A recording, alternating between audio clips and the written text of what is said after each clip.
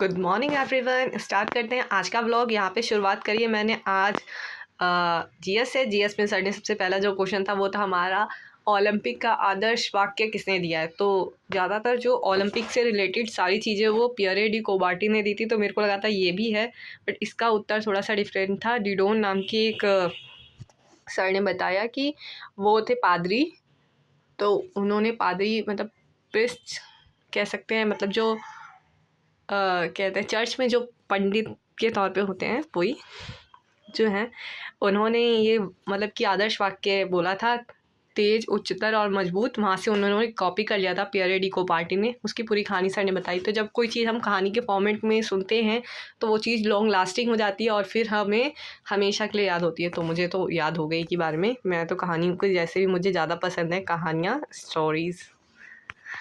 Then sir ने यहाँ पे सारे के सारे हवाई अड्डों के बारे में बताया। अंतर्राष्ट्रीय हवाई अड्डे जो है उनका नाम, कई बार क्यों होता है कि हम लोग तो ज़्यादा घूमते नहीं है ना इधर से उधर हवाई अड्डों पे, तो हमें ज़्यादा पता नहीं है कि कौन सा हवाई अड्डा का है।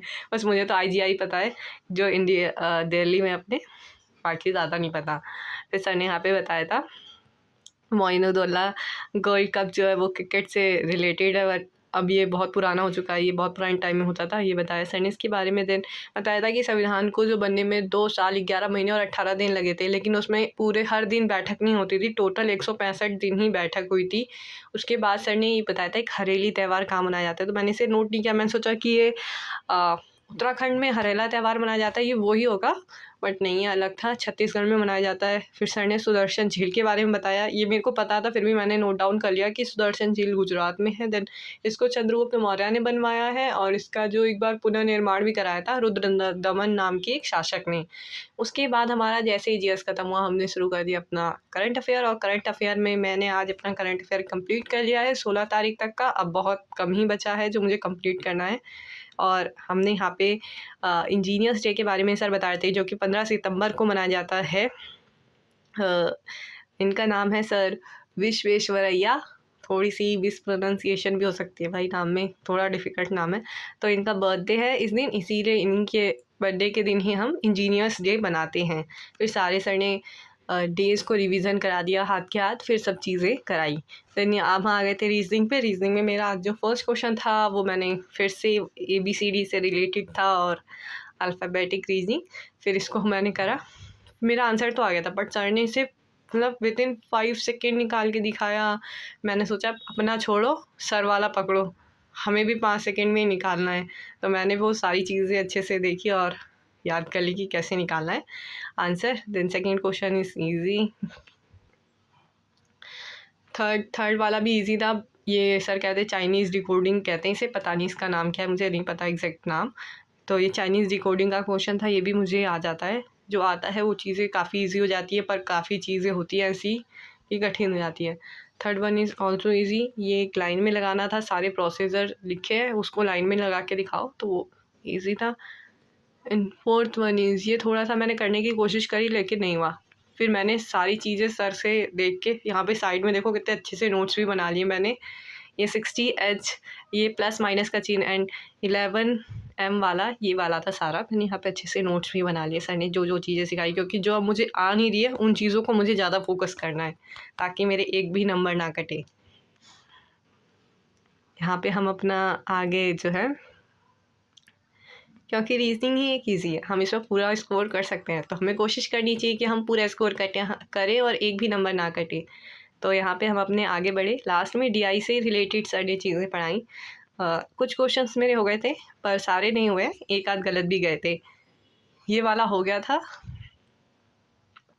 25% इसका आंसर आ गया था मेरा। देन इसका भी आंसर मेरा आ गया था राइट, जो कि इंग्लिश था, क्योंकि इसमें पूछा था कि कुल मार्क्स का मतलब कुछ भी पूछा था, अभी मुझे याद नहीं आ रहा रिसेंटली। तो इसका मेरा आ गया था आंसर इंग्लिश। और देन हमारी इंग्लिश स्टार्ट हो गई थी, इंग्लिश पे ही ख़त्म हुआ बताओ रीजनिंग में, और फिर हमने इंग्लिश स्टार्ट कर दी थी अपनी। इंग्लिश में आज जो हमने यहाँ पे करा, मैंने किरण मैम से ये पढ़ा है, किरण मैम, और ये जो पढ़ाती हूँ चैनल है यूट्यूब का, फ्री चैनल है, और रोजगार विद अंकित है उनका नाम, तो वहाँ पे। और इन मैम का नाम है किरण मैम।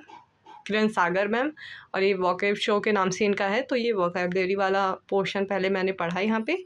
फिर यहाँ पे मैम एक वर्ड, उसके सिनोनिम, एंटोनिम, सब चीज़ें मैम ने लिखवा दी और मैंने सब चीज़ के नोट बना लिए। नोट्स बहुत इंपॉर्टेंट है क्योंकि पेपर के टाइम में कुछ भी मतलब सारी वीडियोस को हम बार बार नहीं देख सकते यार।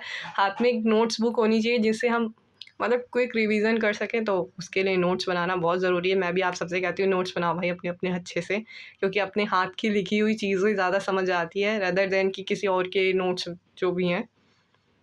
और मैम का सबसे अच्छी चीज़ पता है क्या लगती है मैम, मतलब कि पिक्चर से इतना एसोसिएट कर देती हैं कि सबको अच्छे से समझ आ सकता है।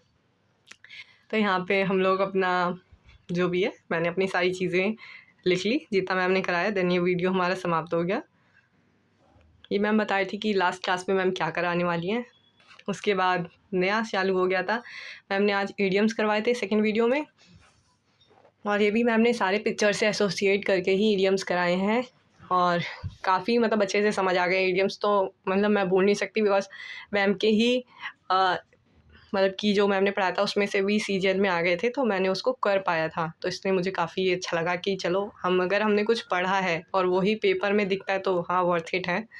तो फिर वही है कि करा चीज़ें। और आप यहाँ तक वीडियो देख रहे हैं तो प्लीज़ लाइक करिए और सब्सक्राइब भी करिए चैनल को, दिल खोल के सब्सक्राइब करिए। Thank you for watching.